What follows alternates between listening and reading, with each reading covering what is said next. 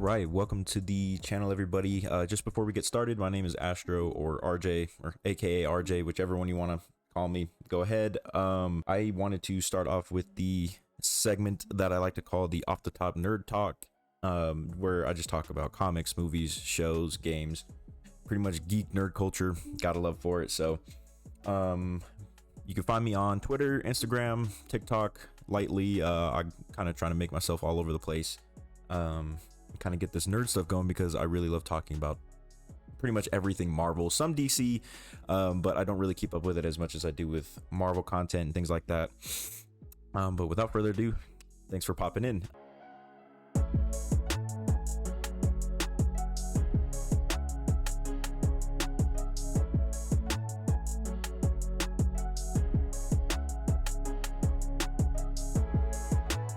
So what I wanted to talk about today was my thoughts, and I want to know your guys' thoughts as well on the almost said Werewolf by Night series. I mean, I guess kind of that, but more specifically the Moon Knight series in the show, and kind of wanting to know what your guys' thoughts are.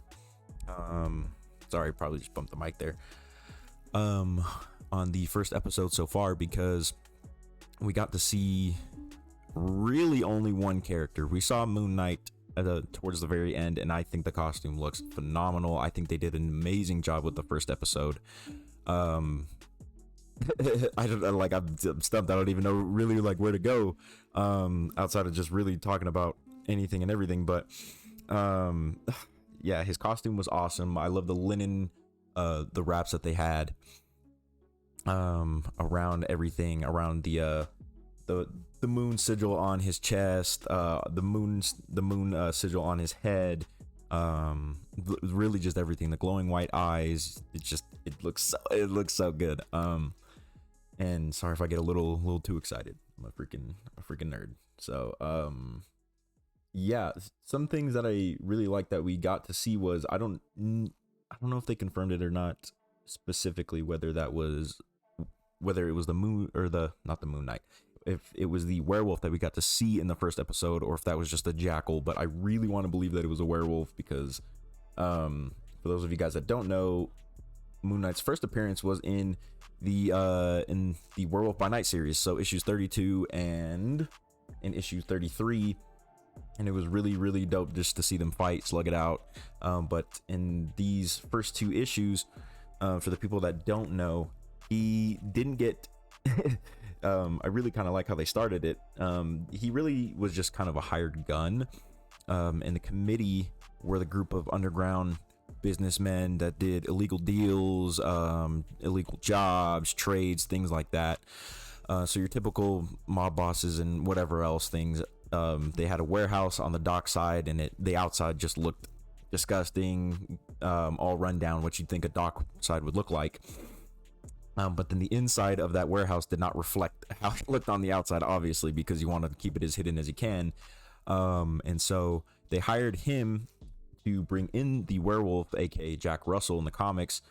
They wanted him alive because they wanted to do jobs that involved him, to send him out to go kill people, pretty much take care of things for him or for them. And it's really effed up in the comics, pretty much their whole thought process and idea that they wanted for him.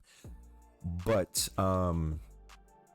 yeah, so they hired him on, and he was really just standing at the foot of the table like, what do you want? Why am I here? What do you guys need from me? And I'll try and throw up some pictures from my comic app so that I can show you guys kind of what it looks like, kind of his discussion and whatever, and you guys can pause the video to see what they were saying if you want to catch up.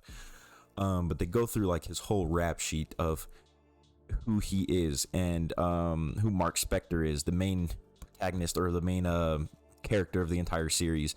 But in the show, we didn't get to see Mark Spector other than in the reflections where he's fighting that jackal in the bathroom. And I'm so excited to see where they go next. But anyways, we get to see that let me pull that up. We get to see that he's really just a badass. He's an ex-mercenary, or used to be mercenary, or probably still is a mercenary, depending on how they want to go with it throughout the show. He's an ex-prize fighter. He is trained in every single martial arts. He's super rich in the comics, unlike the reflection of it in the TV show, which I thought was hilarious. To have him living in a rundown apartment with a goldfish as his best friend. Geez, I'm just spacing out trying to think of everything, but yeah, he lives in an apartment, yada yada yada. But in the comics, he has a big mansion. Obviously, like I said, he's super rich. He owns a Corvette. He's got butlers. He's got a best friend or a buddy named Frenchie, which for those of you guys that don't know who Frenchie is, and I hope that we see him in the show because I think that would be awesome. That is basically Marvel's version of like an Alfred, if you will. Take it, run with that how you may.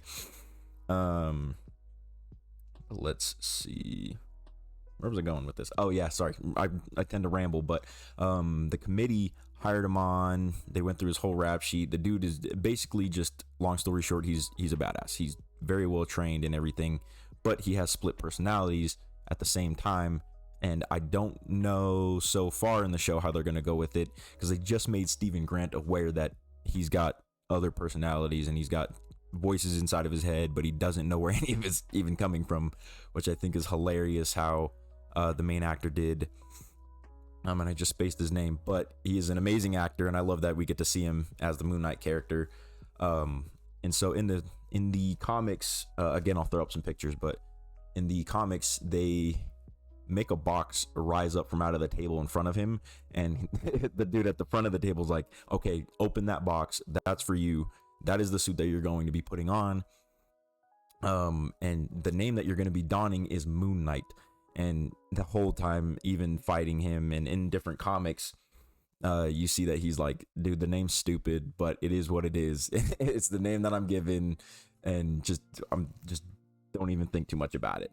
And it's hilarious. But